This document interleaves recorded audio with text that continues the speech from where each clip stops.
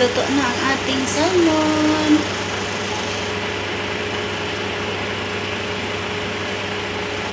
Hello, good morning. Mama Mel is here again. Tayo magluluto ngayon guys ng salmon. Ano yun? Lemon garlic salmon pala. Lemon garlic salmon. Ito ay binibake nila. So, link lang ang susundan natin guys, pero hindi lahat ng sinusunod ko. Kung ano lang yung way ng pag-bake nila, yun din ang ginawa ko, pero hindi 100% na ginaya ko. Is yung only is yung recipe, yung mga ingredients lang ang ginaya ko or sinunod ko. Pero yung way ng pag-bake nila is hindi, kasi hindi lahat ng mga oven is pare-pareho ang init. So sana guys, samahan niyo ako sa ating pag-bake ng ating lemon garlic salmon. Kung bago pa lang kayo sa ating YouTube channel, please don't forget to subscribe Mama Mel, like, and click the bell button para lagi kayong ma-update kung meron tayong mga bagong videos na i-upload guys. So tara na guys, sana samahan niyo ako sa ating buong video.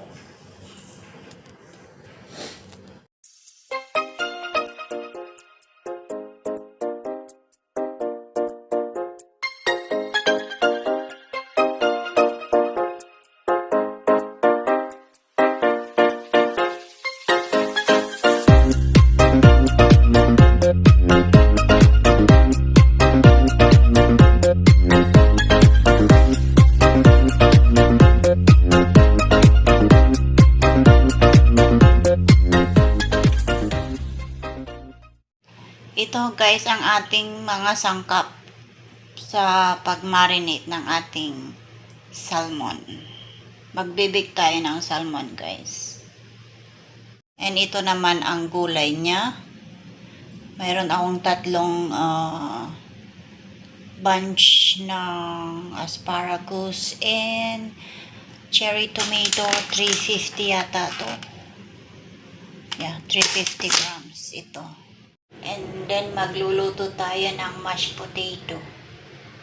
Ito ang gamit ko. Depende naman sa inyo guys kung ilang karami yung gagawin nyo na mashed potato. Pwede naman kayong mag-roast ng potato. Pwede naman kayong gagamit ng garlic bread or mga bread na i-toast. Depende sa inyo kung anong carbo ang gagamitin nyo. At para sa ating mashed potato guys, lagyan ko siya ng salt.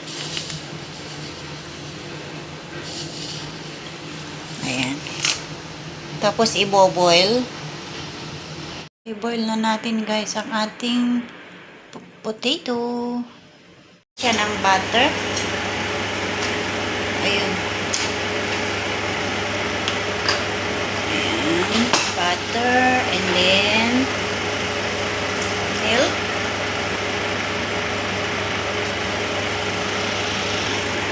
Parmesan cheese. Black pepper. Kasi, huwag na nating lagyan ng salt kasi nilagyan ko na kanina ng binul ko siya. Then, i-mash. Ito muna gagamitin ko guys kasi yung mga gamit nila dito wala pa. So, ito muna ang paggagamit.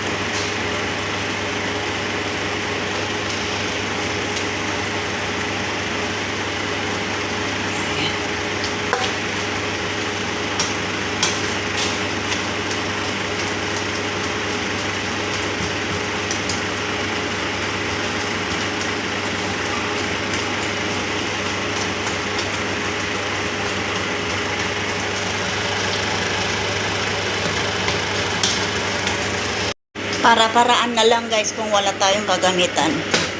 Para-paraan na lang guys kung wala tayong kagamitan.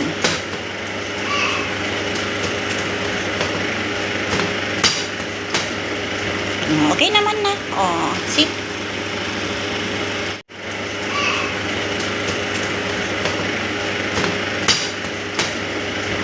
Okay naman na. Oh, see? Ating mashed potato. Meron tayo ditong 2 tablespoon na or lemon juice. And then, 1 whole na lemon zest. Ayan. And then 2 teaspoon na Dijon custard. Ayan. Then, lagyan natin ng 2 tablespoon na olive oil.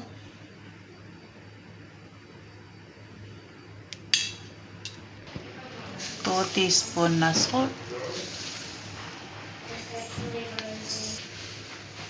Black pepper.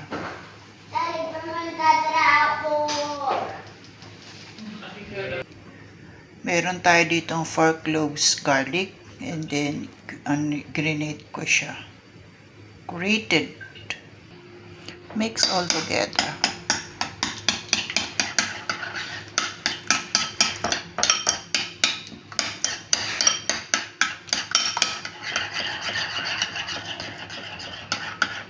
So, imamarinate natin yung salmon. Dapat maikot siya ng maigi.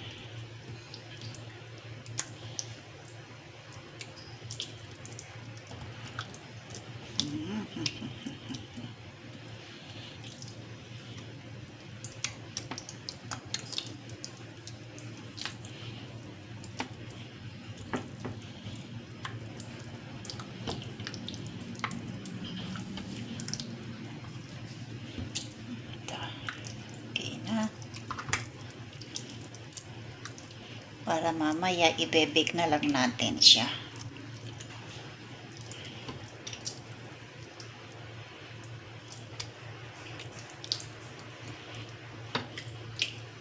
Sorry guys, wala kasi yung yung selfie stick ko. Hindi ko nadala. So, this is our salmon. So, in-wrap ko muna siya ng cling wrap. Then, ilalagay ko sa fridge. Then, 10 minutes before na i-bake, ilalabas na ito sa fridge para mag room temperature. Ayan. So, ngayon guys, meron na tayo ditong asparagus. Tatanggalin natin itong part na to. Ayan, yung ganyan siya. Madali lang naman siyang putulin.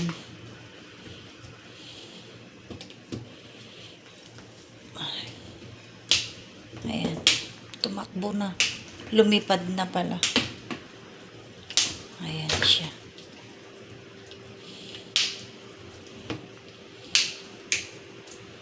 Kasi yung part na to is makunat na siya. Ayan na siya, oh. Kagaya ko na matanda na siya. Madali lang naman tong putulin. Nagkandali. Ito na ang ating asparagus. Lalagyan natin siya ng salt, black pepper, and olive oil. Kasama ng ating cherry tomatoes.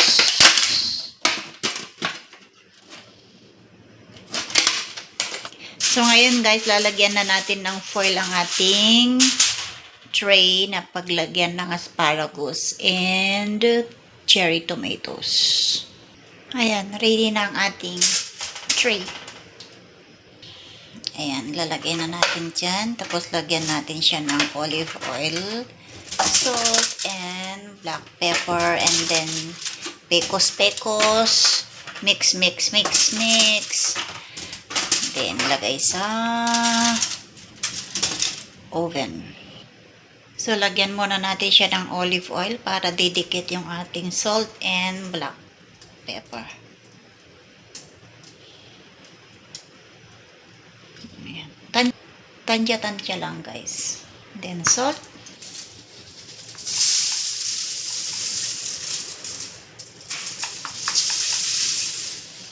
Black pepper.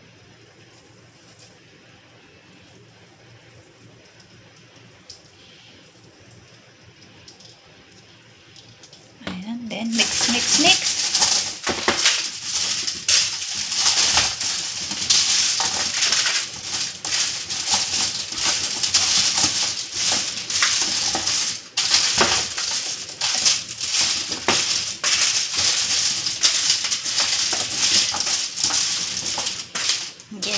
ilagay na natin sa side by side.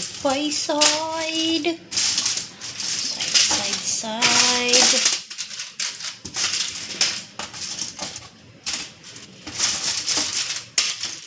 Arrange natin sa gilid.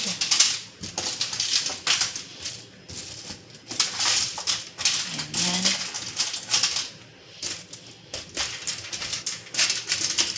Ayan. Ito. Diyan. There. And there. Ayan. There.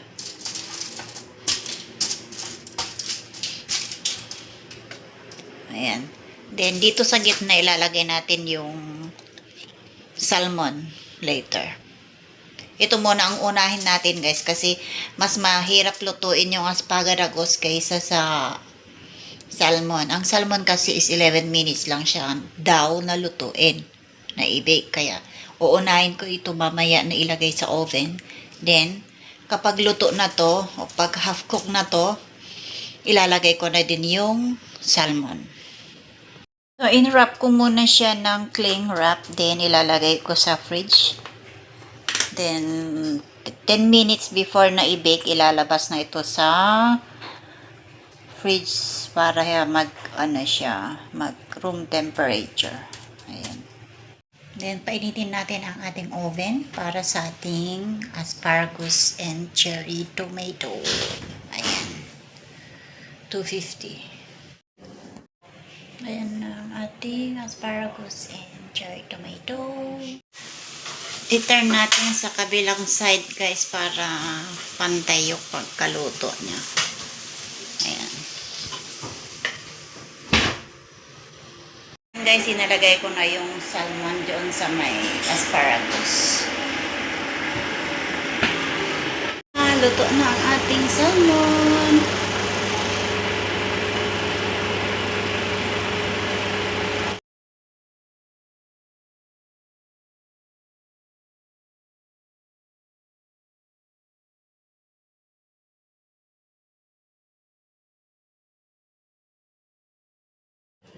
Thanks for watching, guys, for our video. Please laging mag-subscribe or mag-share and mag-comment kayo about sa ating video kung nagustuhan nyo, and comment din, guys, sa ibaba kung anong recipe ang gusto nyo lulutuin natin. Pero mostly mga luto ang ating mga nasa content. So, salamat. I love you all.